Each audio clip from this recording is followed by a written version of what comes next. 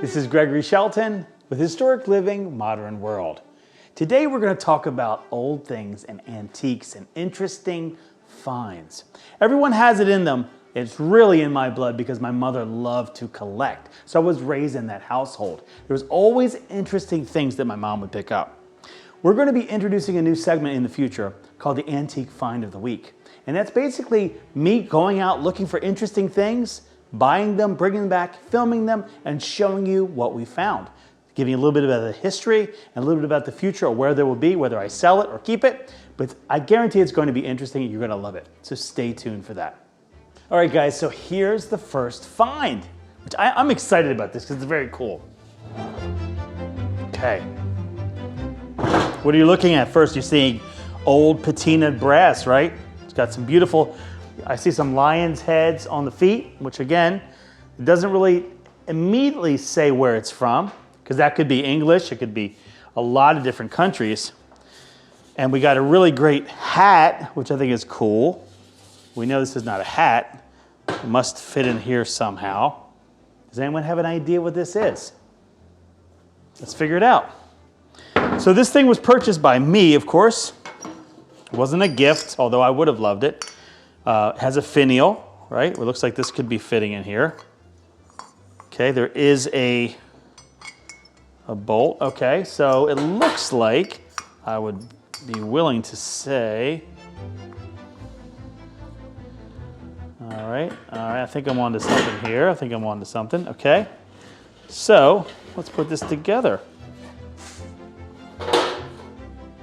Let's see here.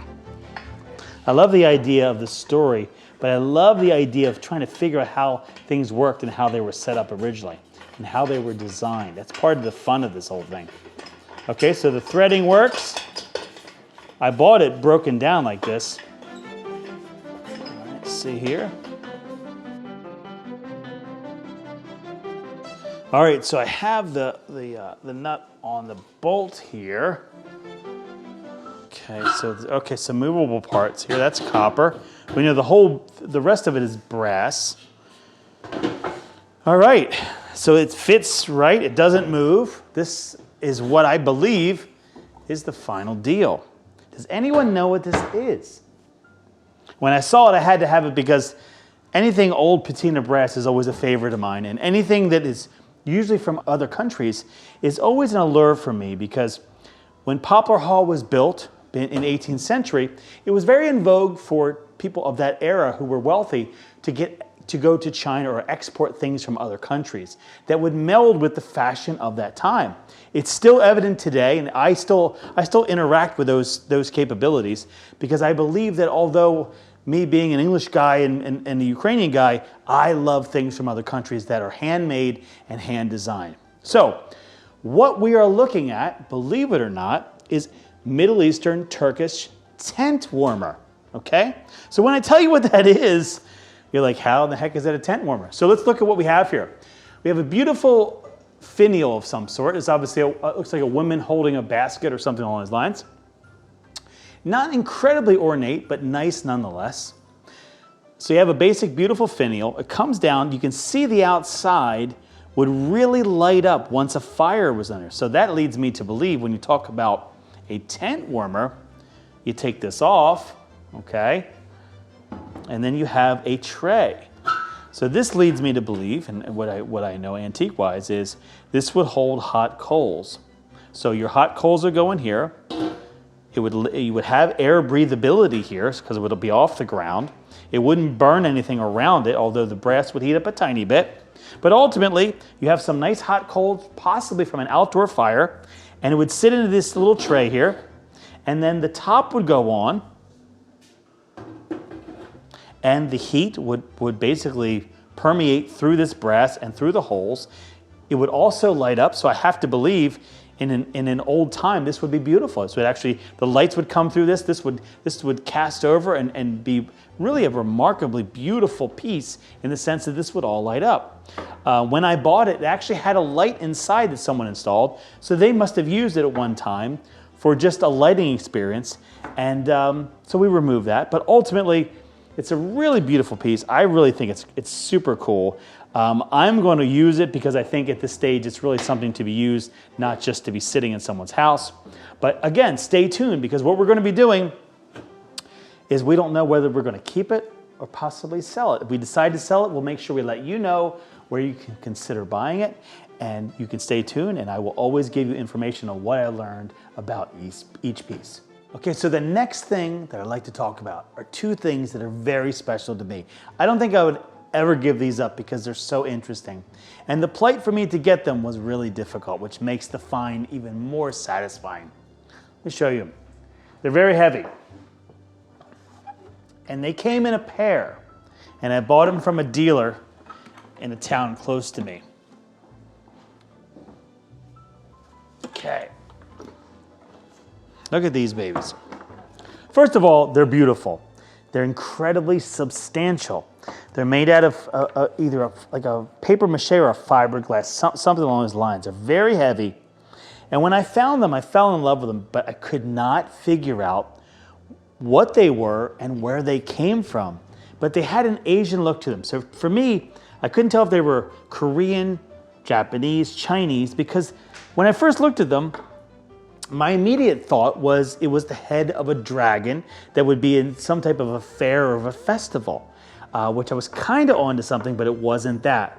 So the things that I looked through when I saw them was the color, these really interesting eyes, these ears, but this yarn really and truly threw me off. I couldn't figure what the heck they were, and the gentleman that sold them to me didn't know what they were either, but I had to have them, so I bought the pair. And I absolutely love them. I left the patina on them. I literally have not even cleaned them because I really don't want to mess with them. But when I picked them up for the first time, these little bells started ringing. Really got me going. So I immediately jumped to the internet.